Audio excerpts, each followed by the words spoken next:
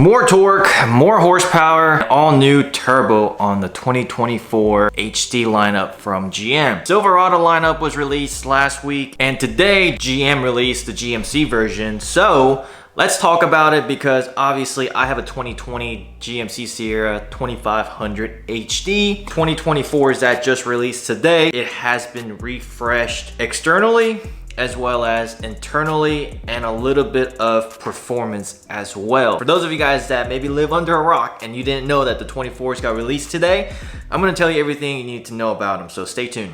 Let's talk about some of the external refresh that the 2024 got. It's not a new body style, it is still the same body style, but what GM did with the 2024 is really similar to the 1500 lineup. In 2014, they came out with that new body style for the 1500s, and then the 17 got that refresh with slightly different front end, as well as the 2019 got the whole new body style, and then in 2022 refresh, they changed the front end on those. So similarly, that's exactly what they did here. Body style is exactly the same, but they changed the front end, and the taillights are slightly different. They got new headlights, which seem a little bit more aggressive than the clean C style that's on the 2020 plus lineup right now. And then the grille got significantly bigger, in my opinion.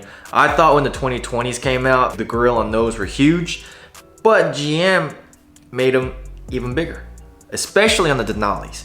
The AT4s, grille sizes are about the same, but on the Denalis, I don't know if it's just all the chrome, but it seems much bigger than the predecessor. So the headlights and the grills have changed, and the bumper changed. Personally, I like the bumper on the 2020 Plus much better, especially the way the fog light housing is. And I think they took that design from the GMC and put it on the new 2024 Chevrolet. But yeah, I'm not a huge fan of the front bumper, especially if you look on the front. They added plastic trim that's on the fender flare, and they actually extended it onto the front bumper, and I am not a big fan of that whatsoever, because I personally, all the plastic pieces I pay to get paint matched, and that's just extra plastic piece that I now have to pay to get paint matched. And I think GM did that to make it more symmetrical, to have the fender flares running all the way across, whereas on the 2020 Plus, it stops on the bumper, and maybe they thought that looked a little bit weird. I prefer that look much better than this one where they ran it all the way across. So I guess in a way it makes it look more symmetrical, but I don't like it, because I just don't like any plastic pieces on these trucks. You know, you pay $80,000, $90,000, and you know, I feel like they should come paint matched from the factory. Visually, front end, that's really the only difference. And then when we look at the rear, tail lights that are different, it's just different LED style. Oh, and then with the headlights, they have this really cool startup sequence, and I'm a huge fan of that. I think it makes it look unique and different. That's something you see on higher end vehicles, as well as some of these really cool aftermarket headlight companies. And I've always just been a fan of the startup sequence, and I'm really glad that GM implemented that on OE application on these trucks. That's the front end. Let me know in the comments below what you guys think. I personally like the C shape on the 2020 Plus trucks right now, and I prefer my bumper as well. But you know, as I see more of these trucks, and once they get released and we see them on the road, we see them lifted, leveled, stanced, whatever, I'm sure these will start to look better to me. As of right now, I prefer the truck that I have much better. Yeah, I'm not a fan of that LED.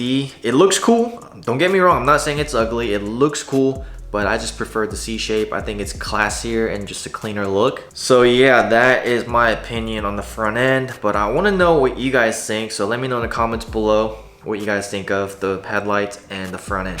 Next, let's jump into the interior. GM finally stepped it up to where they refreshed the interior. The digital cluster has more options, and you can customize it a lot better than the current cluster. For the interior wise, let's take a look at the Denali Ultimate, because well, that is the highest trim level. It's really similar to the Denali Ultimate on the 1500s, and I'm really glad to see that, because I personally really like this interior, and this actually screams Denali compared to previous generation Denalis, where you buy a Denali but you really don't see what's so special about them compared to SLTs and even SLEs. Only thing special you got on the Denalis previously was that you just had Denali emblem all over. The leather really wasn't any special. Interior didn't really have anything that stood out from the SLT models. If anything, the all-terrain, the AT4 version stood out more. I prefer my AT4 over the Denali because the AT4s have the brown leather inserts. I think this definitely takes the interior to the next level. I know the 1500s, the headrests have speakers. I wonder if that's the case with the HDs, although I don't see it on their website, so that may not be the case. Now, something that we've all been waiting for, it is bigger display. It is 13.4 inch diagonal center touchscreen, the largest in its class. So it is a tablet style touchscreen, 13.4 inches this way, whereas the RAM, it's like this way. And I say that because look at a TV, it's shaped this way and not this way. So I think to me, it makes more sense.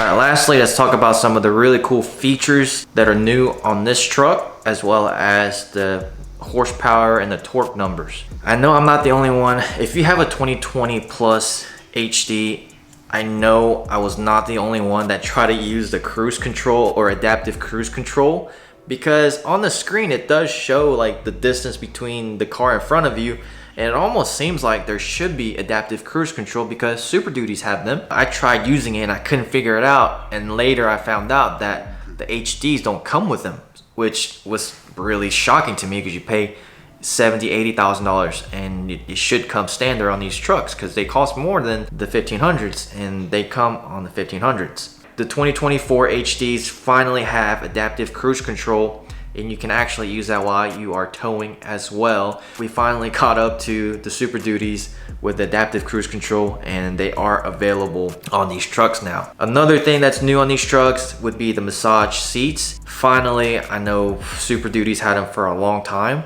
and I'm not gonna lie, they are pretty nice. I would say if I'm not driving, because I feel like I would fall asleep if I had massage seats and I was driving, I would definitely recommend using them if you're the passenger. If you're a driver, I don't know about that. I know these trucks have like 30,000 cameras, but we now have the transparent trailer view, which is pretty cool because you could be towing like your camper. It almost looks transparent and you can actually see behind the camper, so it enhances your towing experience. All right, and lastly, it has 975 foot-pounds of torque and 470 horsepower. And as far as we know, it is still the L5P Duramax. Supposedly it has 25% increase in low end torque, and that is due to a new design turbo that they have, which I would like to know more about that. And it's also got enhanced exhaust brake and more powerful turbo vane actuator and uprated valve springs. Yeah, so it'll be really interesting once this truck actually gets released. I know it's probably gonna have a brand new ECM. Now on the 2023s, they can be tuned, but you have to use your ECM. I would assume these 2024s are gonna have much harder to crack ECM, so we're probably not gonna see a lot of tuning for these trucks for a while. Even just the stock numbers are very impressive, so you probably don't need tuning.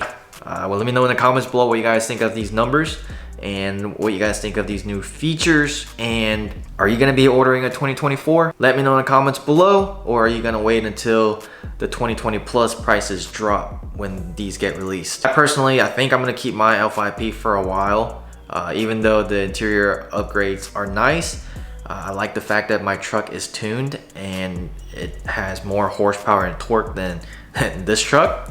And I also have an upgraded turbo, so the new turbo on this truck doesn't impress me, just because I got a bigger turbo on mine. With all the new technology that this truck is getting, it only makes sense for the price to go up. I know the 2020 Plus, when it first came out, you can get the AT4s for about 68, and then the Denalis for about 72.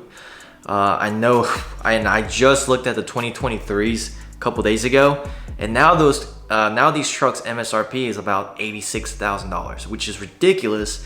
And with the 2024s, with all the new added technology, I think it's gonna be around at least $90,000 easily for the Denali Ultimate Package. I don't see why it wouldn't be $100,000. One of the things a lot of people complain about these trucks was that, you know, it was lacking in technology and it was He was years behind Ford and Ram, but those trucks MSRP were about $10,000 to $15,000 more than the 2020 Denalis.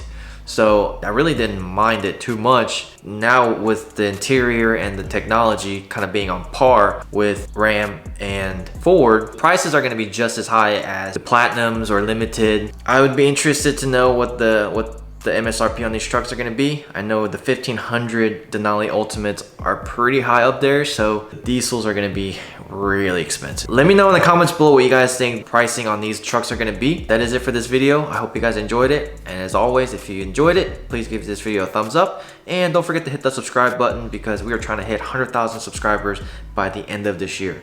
So thank you guys so much for everything. I'll see you guys next time. Peace.